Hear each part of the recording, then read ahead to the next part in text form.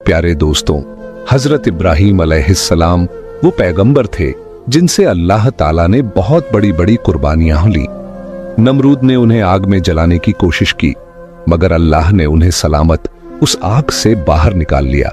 जब हजरत इब्राहीम अपने घर वापस लौटे तो उनके वालिद ने उनसे कहा, ऐ इब्राहीम, अगर तुम अपने अल्लाह को नहीं छोड़ते तो मेरे घर से निकल जाओ। हजरत इब्राहीम अलैहिस्सलाम ने बिना किसी शिकवा के अपना घर छोड़ दिया और मिस्र की जानिब रवाना हो गए। जब मिस्र के बादशाह को यकीन हो गया कि इब्राहीम अल्लाह के नबी हैं, तो उसने अपनी बेटी हजरत हाजरा का निकाह इब्राहीम से कर दिया। इसके बाद हजरत इब्राहीम अपनी बीवी हाजरा को लेकर फिलिस्तीन चले गए और वहीं रहने लगे। हजरत इब्राहीम की कोई औलाद नहीं थी, इसलिए वो दिन रात अल्लाह से दुआ करते रहते, ऐ मेरे रब, मुझे एक नेक और फरमाबरदार बेटा अता फरमा। सालों गुजरते गए लेकिन बेटा नहीं हुआ। उम्र भी ढलती चली गई, मगर दिल में उम्मीद बाकी रही। 84 साल की उम्र में भी वो अल्लाह से यही इल्तिजा करते रहे, ऐ अल्लाह, मैं तेरी रहमत से मायूस नहीं हूं, मुझे एक बेटा अता कर जो बुढ़ापे में मेरा सहारा बने। आखिरकार अल्लाह ने उनकी दुआ कबूल फरमा ली। 84 साल की उम्र में हजरत इब्राहीम को एक प्यारा सा बेटा अता हुआ। उन्होंने उसका नाम इस्माइल रखा। आप अंदाजा लगाइए, एक बाप जिसने 84 साल की उम्र में बेटा पाया हो, उसकी मोहब्बत उस बेटे से कितनी होगी। वो हर वक्त उसे सीने से लगाए रखते, चूमते, कंधों पर बिठाकर बाजारों में फिराते, उसके साथ खेलते और हंसी मजाक करते। अभी बेटे की पैदाइश को एक हफ्ता भी नहीं गुजरा था कि हजरत जिब्राइल अलैहिस्सलाम इब्राहीम के पास आए और कहा, ऐ अल्लाह के नबी, अल्लाह का हुक्म है कि आप अपनी बीवी और बच्चे को खुद से जुदा कर दें। यह सुनकर हजरत इब्राहीम का दिल कांप गया। बोले, ऐ जिब्राइल, मैं अपनी बीवी और बच्चे को कहां छोड़ूं? जिब्राइल अलैहिस्सलाम ने जवाब दिया, जहां अल्लाह हुक्म देगा मैं वहां ले जाऊंगा। कल सुबह इंसानी शक्ल में ऊंट पर आऊंगा, आप अपनी बीवी और बच्चे को तैयार रखना और मेरे पीछे चलना। अगली सुबह हजरत जिब्राइल ऊंट पर सवार होकर आए। इब्राहीम अलैहिस्सलाम ने भी अपनी बीवी हाजरा और बेटे इस्माइल को ऊंट पर बिठाया और खुद भी ऊंट पर सवार हो गए। जिब्राइल का ऊंट आगे आगे, इब्राहीम का ऊंट पीछे पीछे चलता रहा। वो फिलिस्तीन से चले, शहर दर शहर गुजरे, हफ्ते महीनों में बदलते गए और 1 महीने के सफर के बाद अरब की सरजमीन पर पहुंचे। उस वक्त अरब वीरान था, न कोई इंसान न परिंदा। जिब्राइल का ऊंट काले सुनसान पहाड़ों के दरमियान चलता रहा। आखिरकार 4 ऊंचे पहाड़ों के बीच एक वादी में पहुंचे, जहां आज काबा मौजूद है, लेकिन उस वक्त वहां दूर दूर तक कोई नहीं था। जिब्राइल ने ऊंट रोका और कहा, ऐ इब्राहीम, अल्लाह का हुक्म है कि आप अपनी बीवी और बेटे को यहीं उतार दें और खुद वापस चले जाएं। ये सुनते ही हजरत इब्राहीम अलैहिस्सलाम का दिल कांप उठा। वो वही इब्राहीम थे जो आग में फेंके जाने पर भी खामोश खड़े रहे थे और सिर्फ इतना कहा था, मेरा रब मेरे लिए काफी है। मगर आज जब जिब्राइल अलैहिस्सलाम ने उन्हें कहा कि अपनी बीवी और बच्चे को इस सुनसान जगह पर छोड़ दो, तो इब्राहीम अलैहिस्सलाम बेचैन हो उठे। बोले, ऐ जिब्राइल, ये तुम क्या कह रहे हो? यहां तो ना पानी है ना खाना, मेरे बीवी और बच्चे यहां कैसे जिंदा रहेंगे? जिब्राइल अलैहिस्सलाम ने जवाब दिया, ऐ अल्लाह के नबी, यही अल्लाह का हुक्म है, आप इन्हें यहीं छोड़ दीजिए और फिलिस्तीन लौट जाइए। इतना कहकर जिब्राइल चले गए और इब्राहीम अलैहिस्सलाम रह गए, अपनी बीवी और बच्चे को हसरत से देखते हुए। उन्होंने इस्माइल को गोद में उठाया, सीने से लगाया और उनकी आंखों से आंसू बहने लगे। शायद दिल में यह ख्याल आया हो, क्या मैं अब इस बच्चे से जुदा हो रहा हूं? पता नहीं फिर कभी इसे देख पाऊंगा या नहीं।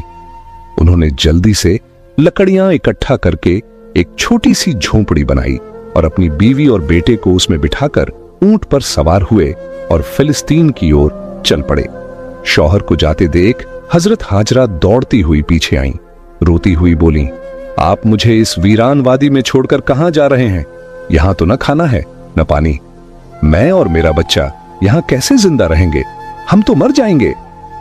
इब्राहीम अलैहिस्सलाम कुछ जवाब देने ही वाले थे कि जिब्राइल फिर आए और बोले, ऐ अल्लाह के नबी, आपको हुक्म है कि बीवी को कोई जवाब ना दे, बस खामोशी से फिलिस्तीन लौट जाए। दोस्तों, सोचिए उस बूढ़े बाप का दर्द जिसे 84 साल की दुआओं के बाद एक बेटा मिला, आंखों की ठंडक, दिल का सुकून, और आज वो उसी बेटे को एक वीरान जमीन पर छोड़कर जा रहा है। ऊंट आगे बढ़ रहा था और हाजरा गोद में इस्माइल को लिए उसके पीछे पीछे दौड़ रही थीं। रोते हुए पूछ रही थीं, आप हमें क्यों छोड़कर जा रहे हैं? मैं आपके बगैर इस सुनसान जगह में कैसे जिंदा रहूंगी? मेरा बच्चा तो मर जाएगा। आप तो जानते हैं ये बच्चा हमें कितनी मिन्नतों और दुआओं के बाद मिला है। क्या आप ऐसे ही उसे यहां अकेला छोड़ देंगे? वो बार बार यही सवाल करती जा रही थीं, मगर इब्राहिम अलैहिस्सलाम को हुक्म था खामोशी। अंदर एक तूफान मचा था, दिल टुकड़े टुकड़े हो रहा था, मगर जुबान पर ताला था, सिर्फ अल्लाह के लिए। हाजरा लगातार पीछे दौड़ती रहीं, कभी कहती, कोई तो जवाब दीजिए, इतना खामोश क्यों हैं आप? लगभग 9 किलोमीटर तक वो अपने शौहर के ऊंट के पीछे भागती रहीं, हर 2 कदम पर दिल चीर देने वाले सवाल करती रहीं। आखिर जब हाजरा बहुत थक गईं, तो उनके दिल में एक ख्याल आया, मेरे शौहर तो नबी हैं, वो कोई काम अपनी मर्जी से नहीं करते। क्या ये अल्लाह का हुक्म है कि मुझे और मेरे बच्चे को इस वीरान जगह में छोड़ दिया जाए?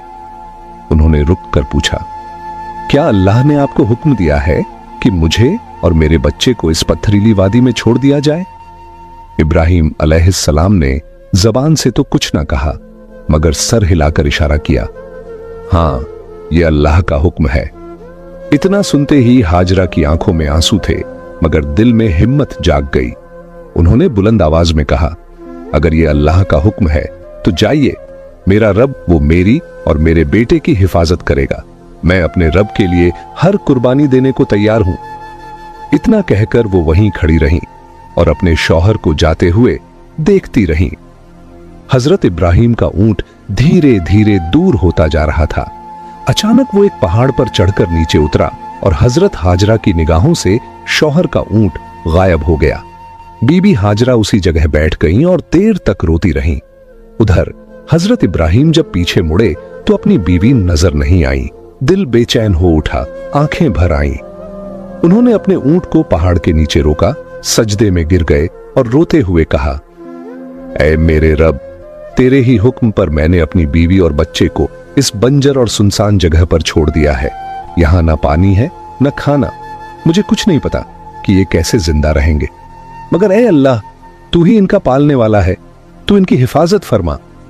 इतना कहकर वो फिलिस्तीन की तरफ रवाना हो गए।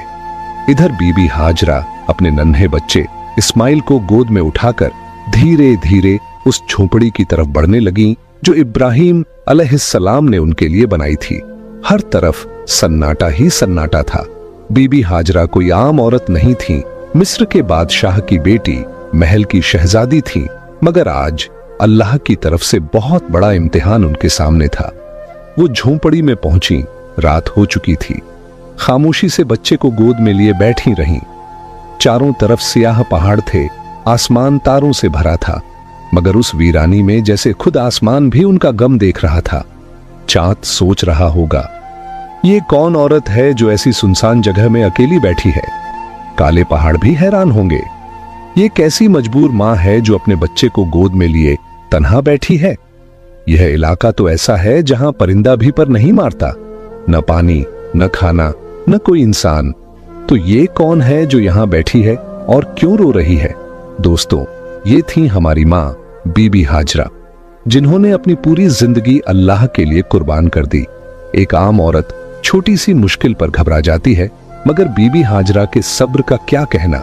अकेली वीरान पहाड़ों के बीच अंधेरी रात में सिर्फ अल्लाह पर भरोसा करके बैठी थीं। उनके सामने तो सिर्फ मौत थी। वो आसमान को देखती होंगी और कह रही होंगी, या अल्लाह, मेरे साथ क्या हो गया? मैंने तो सिर्फ तेरा कहा माना।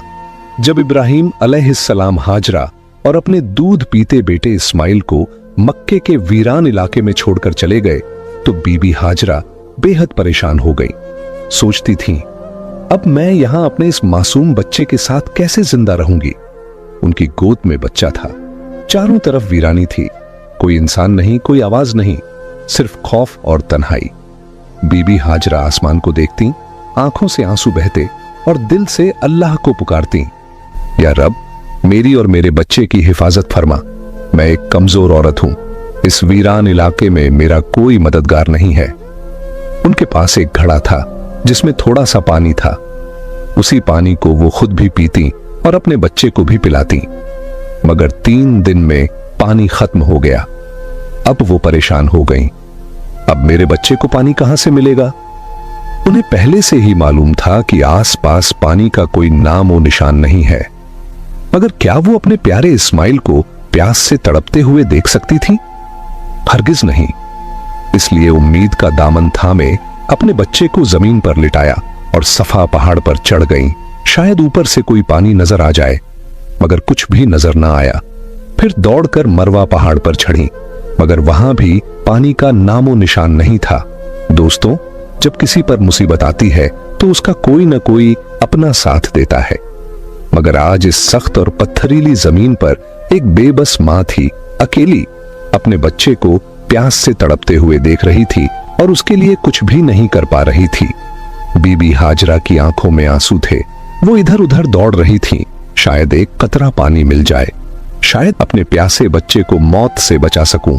बस यही सोच थी, मगर हर तरफ सूखा ही सूखा था, न कहीं पानी न राहत। बीबी हाजरा मिस्र के बादशाह की बेटी थीं, एक शहजादी जिसने बचपन महलों में गुजारा था।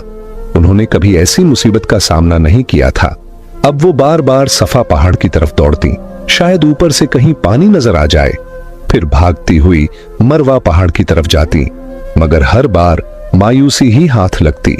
जब बेटे का ख्याल आता तो दौड़कर वापस झोपड़ी की तरफ जाती, देखने के लिए कि मेरा बच्चा जिंदा है या नहीं।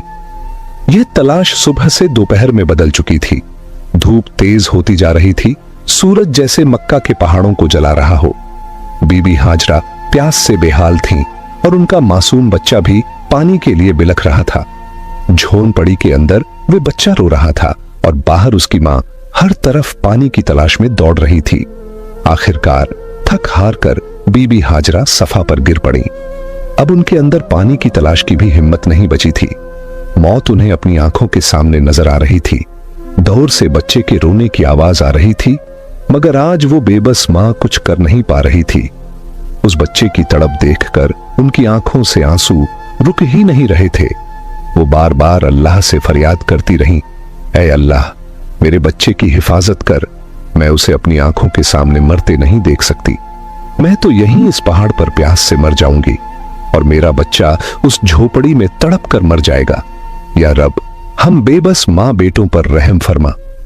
इतना कहकर उन्होंने एक पत्थर पर सिर रखा और आंखें बंद कर लीं, मगर बच्चे की रुलाई अभी भी उनके कानों में गूंज रही थी। और भला कोई मां अपने बच्चे को तड़पता छोड़ सकती है? इसलिए परेशान होकर फिर सिर उठाया और झोपड़ी की तरफ देखा। जो नजारा देखा वो देखकर उनकी जान में जान आ गई। उन्होंने देखा कि झोपड़ी के पास कोई इंसान खड़ा है और जमीन से बहुत तेज पानी निकल रहा है। हैरान होकर दौड़ती हुई वहां पहुंची, मगर वो इंसान गायब हो चुका था। उन्होंने देखा कि पानी उनके बेटे इस्माइल की एड़ियों के पास से निकल रहा था। अल्लाह ने अपने नबी हजरत इस्माइल और उनकी मां के लिए मक्का की सख्त जमीन से पानी निकाल दिया था। हजरत जिब्राइल अलैहिस्सलाम आए थे। उन्होंने छोटे इस्माइल के दिल में यह ख्याल डाला कि अपनी एड़ी जमीन पर मारो, और जैसे ही इस्माइल ने ऐसा किया, नीचे से चश्मा फूट पड़ा। उसके बाद जिब्राइल चले गए। हजरत हाजरा ने जब ये देखा तो सजदे में गिर पड़ी और रोते हुए अल्लाह का शुक्र अदा करने लगी। उन्होंने अपने प्यासे बच्चे को पानी पिलाया। वो पानी इतनी रफ्तार से निकल रहा था कि बीबी हाजरा ने मिट्टी और पत्थरों से उसके चारों तरफ एक मुंडेर बना दी ताकि पानी एक जगह ठहर जाए। आज उसी चश्मे को जमजम का कुआं कहा जाता है। जमजम का पानी आज तक कभी खत्म नहीं हुआ। बीबी हाजरा अपने बेटे इस्माइल के साथ उसी झोपड़ी में रहने लगी। वो झमझम का पानी पीती और आसपास उगाए खजूर और कुछ फलों से अपनी जिंदगी गुजारती। अब जब पानी आ गया था तो धीरे धीरे